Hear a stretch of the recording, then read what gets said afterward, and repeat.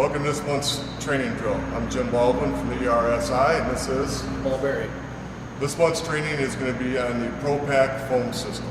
So, you asked for a hot works permit? Yes, sir. I went to ERT, Jim. They just asked me to come and look at the hazards before you start all this, and they give you the permit. So we're kind of looking over here at this area. I think we're going to lay down some foam, just prevent anything from happening, ignition sources or anything like that, right? So I'll make sure they check that off on here and get back with you and get your permit. Good? Okay. Okay, go ahead. I just want to fill in this area with the foam, maybe a little bit on the floor, to prevent any of the sparks coming over and igniting, okay? No problem. Thank you.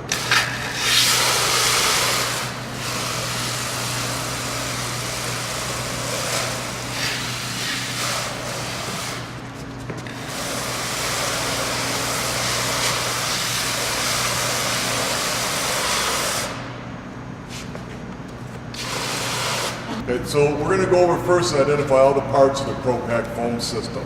I'm going to make sure that the terminology correct, so I'm going to use the manufacturer's instructions and guide why we name these parts, and Paul's going to identify them for you.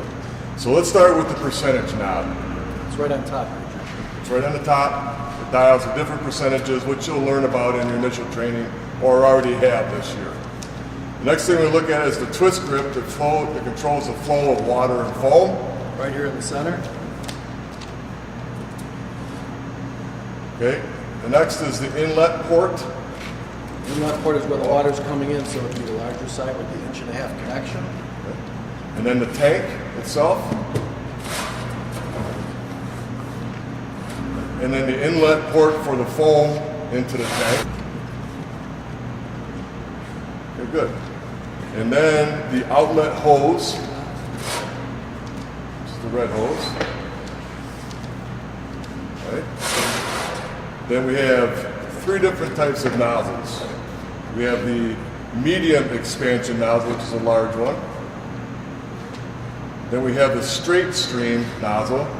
And then the next one in your left hand is the low expansion nozzle.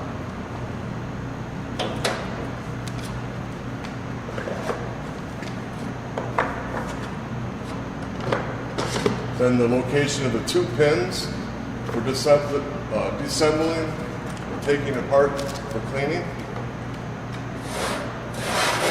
and the shoulder strap.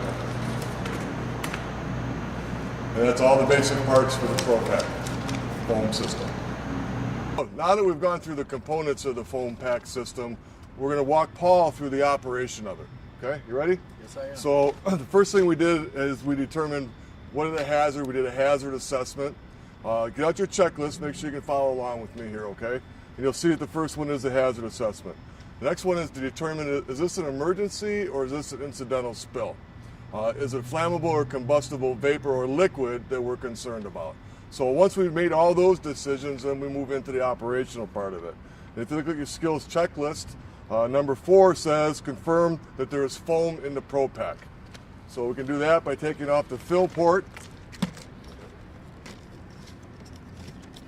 and looking inside there to verify that we have foam. It's full. Okay, it's good, it's full. Next thing we do is connect the inlet hose, or this 1.5-inch line, to our inlet port on the foam pack.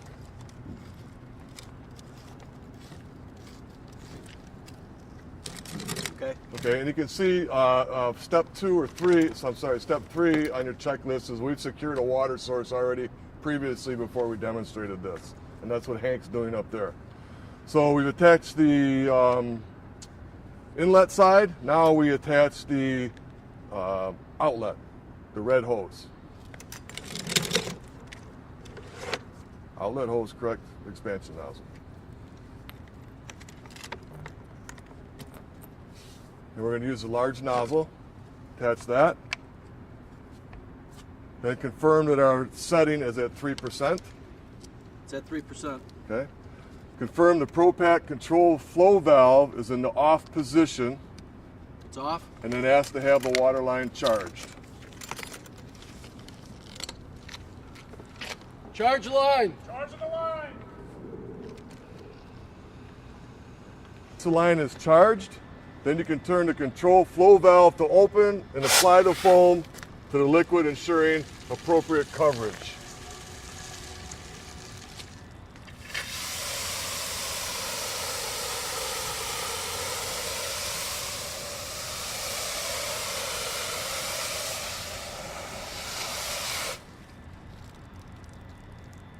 Good. Once the job is done, then we'll walk you through the steps on how to flush that out and put it back into service. Okay? Okay, so now that we've applied the foam to our flammable or combustible liquids, we're suppressing those vapors, we'll demonstrate how to flush out this system and return it back to service. So the first thing that you want to do, Paul, is get the amount of pressure in this hose reduced that's going to this pack. Hank, gate down the pressure 1/2. Thank you. Okay, next thing we want to do is remove the nozzle or the hose from the quick connect on the front of the control block. Good. Remove the circle cotter pins and pull the 2 pins that hold the control unit in the tank.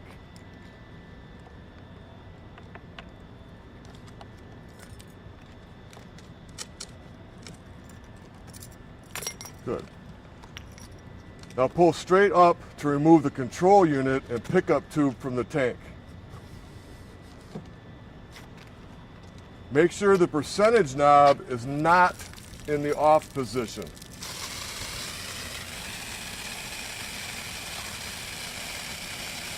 Turn the flow control valve until the water trickles. Turn the percentage knob back and forth to make sure all foam passages are flush.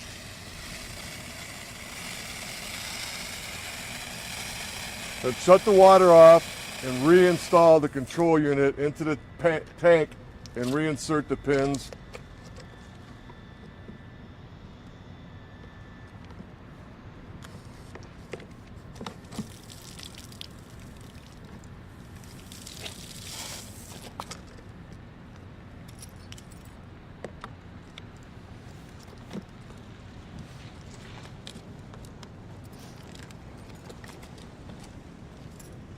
We'll pump it out too.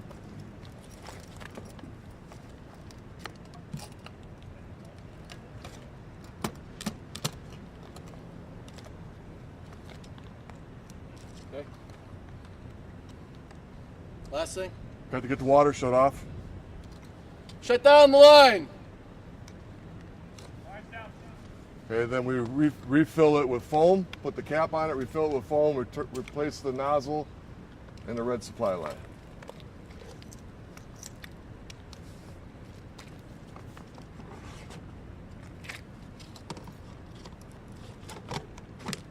All set. Very good. That's it.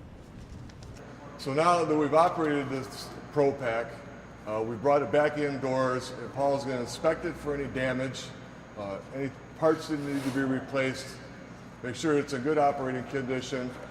If you refer back to your checklist, you'll see that you need to fill this back up with foam to the appropriate levels. We've already done that. We're just not showing it to you. And once that's complete, then this unit gets put back into wherever it is that your team stores it. So now it's time for you as your team to take your skills checklist, your foam Pro Pack unit out to the drill ground and apply foam in the appropriate manner following the skills checklist. Be safe.